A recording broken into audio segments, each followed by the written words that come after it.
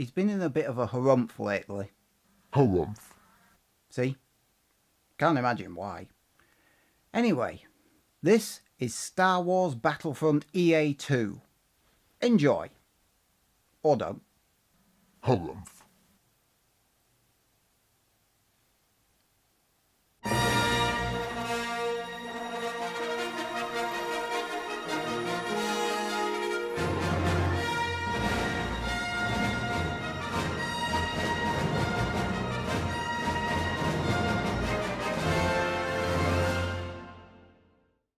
Before we get into the review, I want to say a couple of things. Number one, the microtransactions are gone for now. Harumph. And I will bring that up later, but I've already done 2 videos and loads of other people have got millions of videos on YouTube dealing with this as well, so I'm not going to go into as much detail this time. Number 2, I've played the original Battlefront games back on the PS2, but I haven't played the Battlefront EA version, the precursor to this game. I didn't play it. Now, I try to avoid comparisons wherever possible because I'm a big believer that a game should stand on its own merits. But obviously with something like this, comparisons are unavoidable. I'm just going to try to avoid it as much as possible. The game has 3 major sections: campaign, multiplayer and arcade. I'm going to start with arcade because I can zip through it and it's boring. There are 8 light side and 8 dark side scenarios, each with 3 difficulty settings. Each setting has different modifiers that change the nature of the fight. But all you're doing is mowing down a certain number of dumb bots before the timer hits 0. It's horde mode, and it's dull.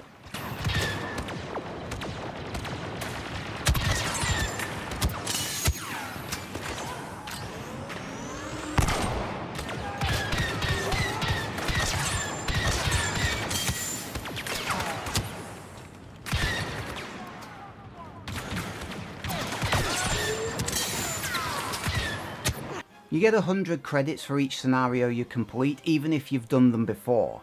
And with each scenario being about 2 minutes, maybe even 1:30 long, it means that you earn credits here faster than at any other point in the game. Unfortunately, the game blocks you from earning too many credits in arcade mode and says after a few games, sorry, you've got to wait until tomorrow. That's because they don't want you to farm credits too easily. True. But I want everyone to remember this, because I'm going to pick it up later. You can also play arcade mode cooperatively or competitively in split screen with a friend, if you must. Next is campaign. The campaign is effectively a whistle-stop tour of the Star Wars universe. It takes in all the locations you'd want, but doesn't hang around for long enough for you to soak in the atmosphere. After 2 hours, it became clear the campaign was simply trying to hit every mark before the timer ran out. The soldier you play as is Iden Versio, and she's this dark, moody, obedient Special Forces Empire soldier who's really good at mowing down rebels. Taking off, Commander. I'm right behind you.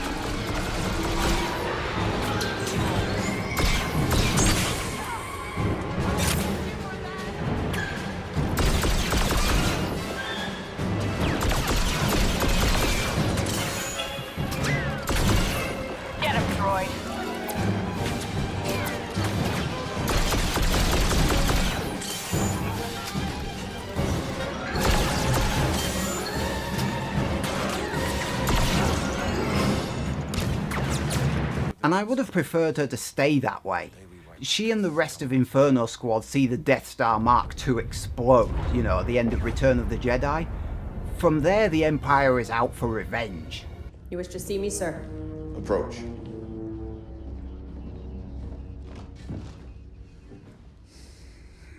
The Emperor is dead. So what happens now? We retaliate, Commander. The Empire will assault the very foundation of the rebels' pathetic belief in themselves. Tell me, Aiden, what is the source of their belief? Hope. And then she realises she's on the wrong side and defects to the rebels, and things get dull from there on out. The whole campaign lasts about 4 hours, and while you do play as some other hero characters, it doesn't really save the campaign. It never stops and takes its time. It feels like it's got to rush through everything, and things were so much more interesting when you were playing as the bad guys. Finally, there's multiplayer, and I've saved it for last because it's the mode you'll be playing the most, and the one I'm going to talk about the most. The blaster combat itself is solid. Weapons feel effective in different situations, and each class has their own selection. Each class also sports 3 support powers that can give you an edge when you need it. The powers don't recharge so fast you can spam them, but not so slowly they become useless. Destiny 2.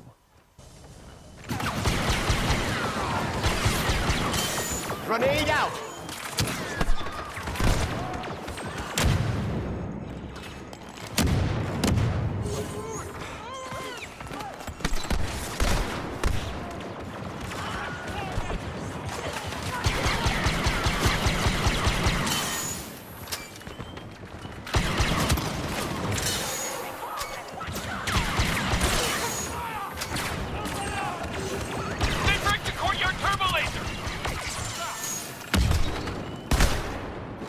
Weapons no longer drop from the loot boxes like they did in the beta. This time you've got to earn them by making kills with that class. And the weapons mods, they can't even be built using salvage. You have to earn those by making kills with that specific weapon. Now this is to counter the fact that in the beta, it was pay to win. You put money into the loot boxes spit out salvage, salvage bought weapons, mods and star cards, and the bigger collection you had of those, the more powerful you were bound to be, hence pay to win. You can also dive roll in combat, and more interestingly, the game allows you to play from either a first or third person perspective, and allows you to shift the third person camera from shoulder to shoulder to see round corners. The button press is a little awkward, but it works, and I appreciate the touch they gave it. Although I am a little bit puzzled as to why only the standard classes, the 4 basic infantry and the 3 starfighters, only those can switch between the third and first person views. If you're using one of the 2 specialist classes or a hero ship, you can't switch, you're stuck in third person view. And some of these more powerful characters you could do with being in first person because some of them have blasters. Sometimes you need to be able to aim down the sights, and these characters you can't do it with them. Now let's talk about star cards. Star cards either enhance your character or replace existing powers with alternate or more powerful versions. I like that you can swap powers if you don't like the ones you're given by default.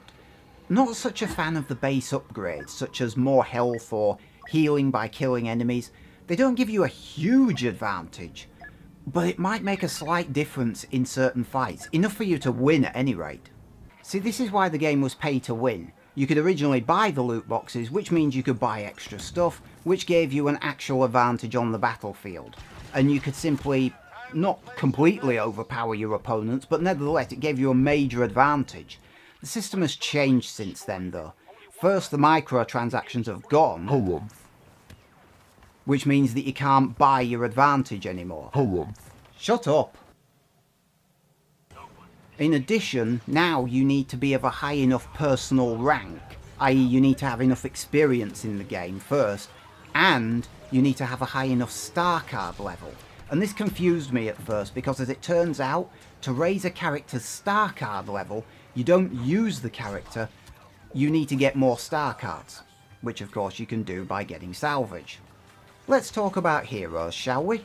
There are 7 light side and 7 dark side heroes. Some use blasters, some use lightsabers, and you can bet your ass everyone wants the Force users. Yes, there are fewer heroes here than in Battlefront 2, and you could make an argument out of that, but at no point did I feel like there weren't enough heroes in the game. Some of the heroes are locked behind a paywall, however. You get past this by earning credits in the game and putting them into the characters. Now, EA has reduced the cost of unlocking the characters with credits by 75%. That was just before they took the microtransactions out. But my question is this. Why the fuck are the characters locked behind a paywall to begin with? Of course, the answer is obvious. It's a hangover from the microtransaction system. It's another temptation to encourage players to hand over their wallets. Also, the lightsaber heroes feel slightly on the sluggish side. And honestly, I kind of approve, a little bit at any rate. And this is because the heroes feel like they've got strengths and weaknesses. If you go at an enemy carefully and properly backed up by the rest of your team, you will steamroll the opposition. If on the other hand you charge the entire enemy attack force single-handedly, you're gonna get blasted so fast you won't even have time to whip your lightsaber out. Now let's talk about the multiplayer modes you'll be playing. There's 5 modes. Galactic Assault, which is basically rush mode. The attackers attempt to capture/destroy the objectives before they run out of reinforcement tickets. Take out all the targets, the attackers win. Starfighter Assault, which is basically rush mode, but in space, which is actually pretty cool. They've trapped our cruiser in their truck. Destroy them. Free the ship. Ship destroyed.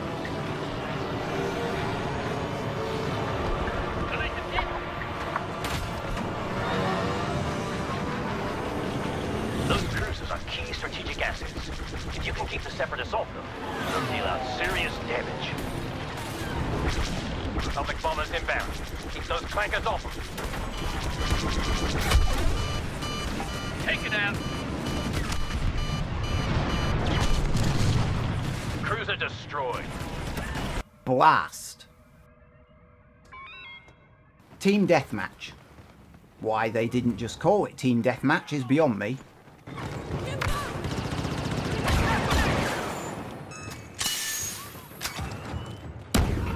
Resistance troops stand no chance of success. Stay on target!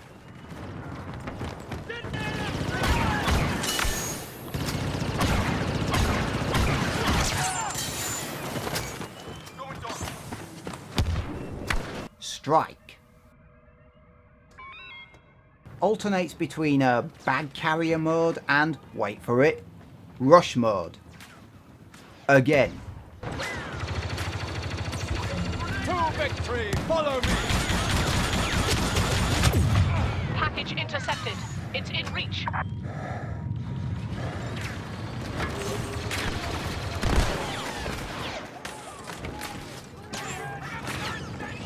Counting down!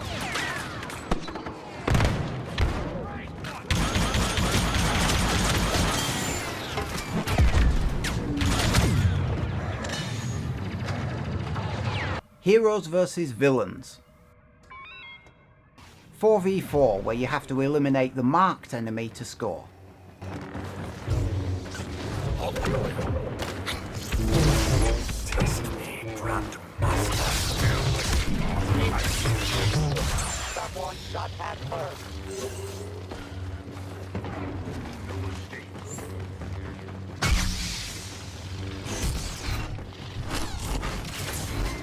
Target hard.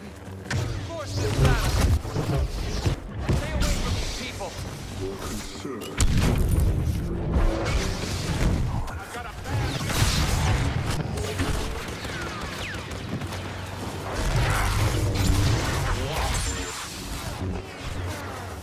Where do I begin? You're about to complain again, aren't you? Yes, I am.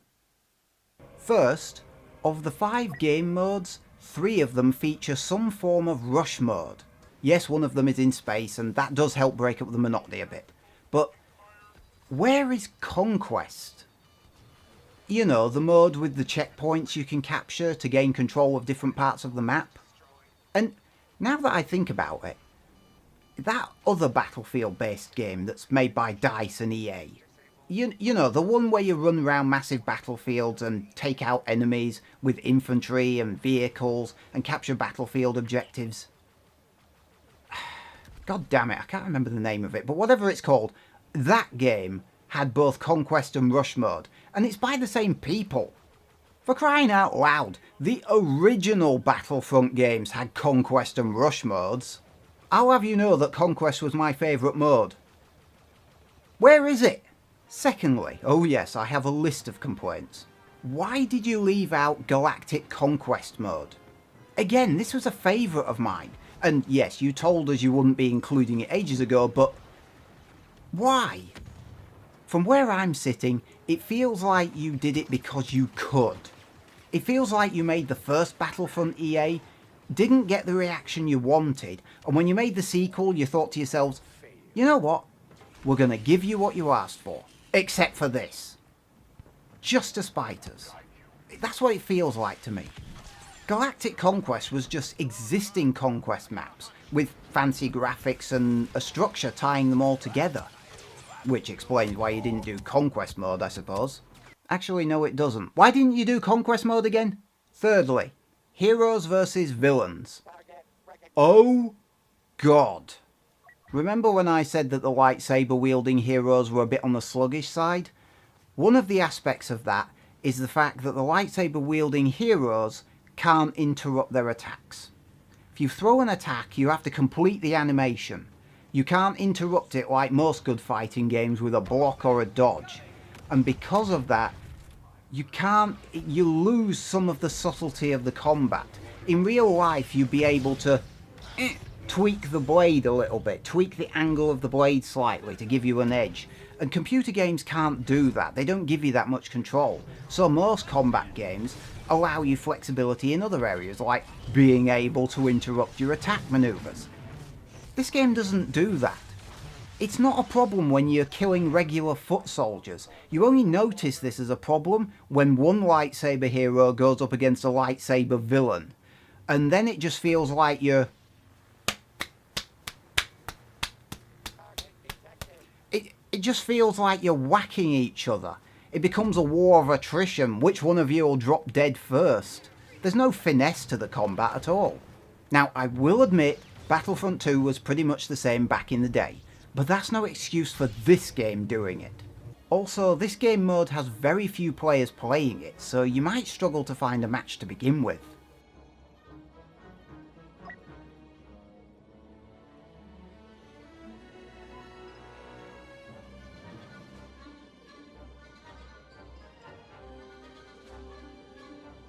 This game was pay to win, but not anymore, now that the microtransactions have been taken out. Now that the microtransactions have been taken out, but I approve of the other changes they've made, since star cards can only be upgraded by first levelling the class or levelling yourself. In addition, weapons and upgrades can no longer be built using salvage. You have to earn those things now. But make no mistake, the microtransactions will be back. And when that happens, the game goes back to being pay to win. Because even now, the loot boxes still drop cards and salvage upgrades the cards, albeit with conditions attached, but nevertheless. Plus, there's the chance that the cards dropped could start at a higher level, removing the requirement to upgrade them. But you still need to work to earn credits to get stuff from the loot boxes. I'm so glad you brought that up. Oh shit, what is it now? Something I did not expect. Something I discovered by accident. Something that no other game that I'm aware of would ever let you do.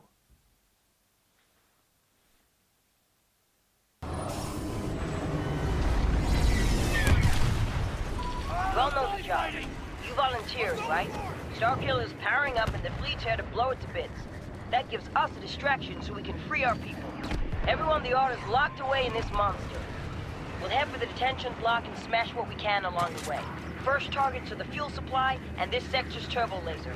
Plant explosive charges and don't get caught.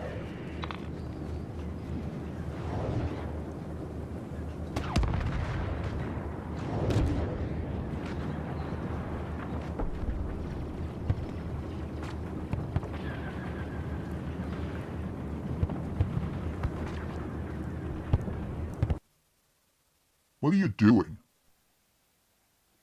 Nothing. Well, that's stupid. The game will just kick you for being inactive.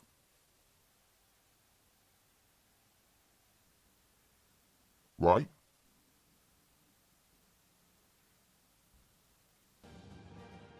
How long does this go on for? 14 minutes. What? Yep, 14 minutes.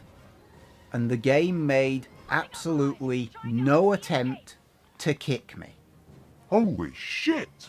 That's only the half of it. Found the captive. Extracting them now. Let's get off this planet before our fleet blows it up.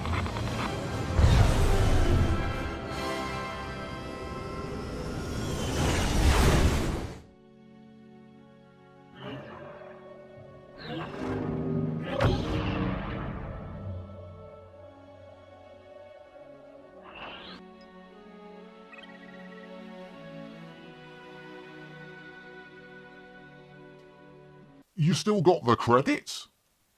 Yep. Fuck! Imagine for a moment that the microtransactions are still in place. Wouldn't you feel like a complete and total arse for buying loot boxes you could have farmed for not only nothing, but by doing nothing? Hey, game development is very expensive. They need those microtransactions to pay for the game's creation. Game prices have stayed the same for a decade. Other costs have gone up.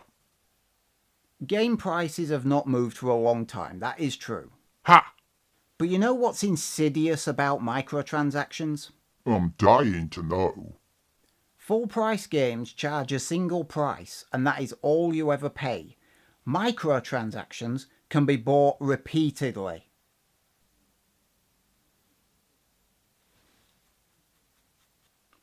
A normal game has an upper limit on how much you pay for it.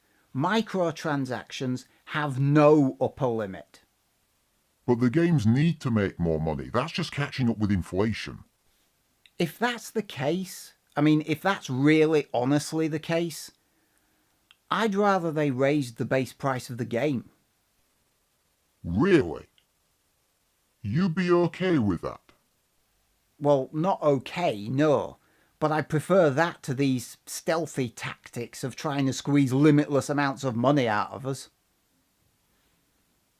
Huh.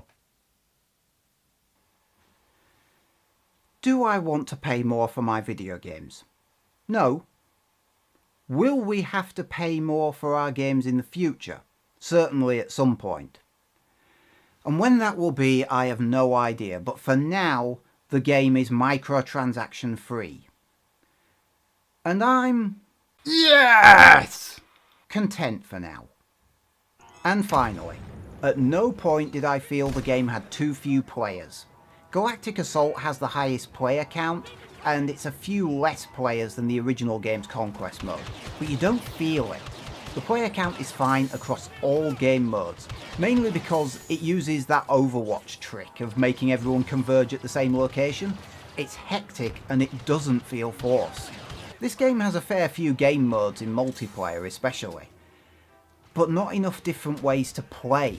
It feels like you're always playing rush mode. It really does, regardless of how many players and the nature of the setting.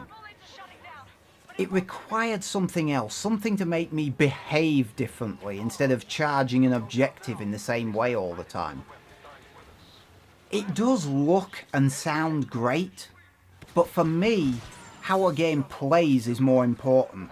And this game plays very repetitively. One thing I would have preferred is if they'd have taken Strike and Heroes and Villains even out of the game and replaced it with Conquest mode, and then maybe we'd have gotten Galactic Conquest as well, you know what I mean? I know that we would have lost the Heroes and Villains, and that is a kind of a cool feature in the original game, but here it just isn't done well. Star Wars Battlefront EA2 gets a 6 out of 10. And honestly, I would have given it higher than that, but you're always playing rush mode, it feels. You can only play most of the game one way. And by the way, when the microtransactions come in, and they will, this is what the prices originally were. And you're talking 80 quid for the biggest transaction. Just like Shadow of War. No, fuck off. Seriously. This is just... When you're paying more for your add-ons than you were for the base game, you know you're getting screwed. So that was Star Wars Battlefront EA2. 6 out of 10, above average game. I was kind of hoping they'd get it right this time. I didn't play the original Battlefront EA, but I'd heard mediocre things from it. I just wish that this had more. I wish that the story had stayed with the Empire. I wish the microtransactions weren't there. I wish that the lightsaber combat didn't suck.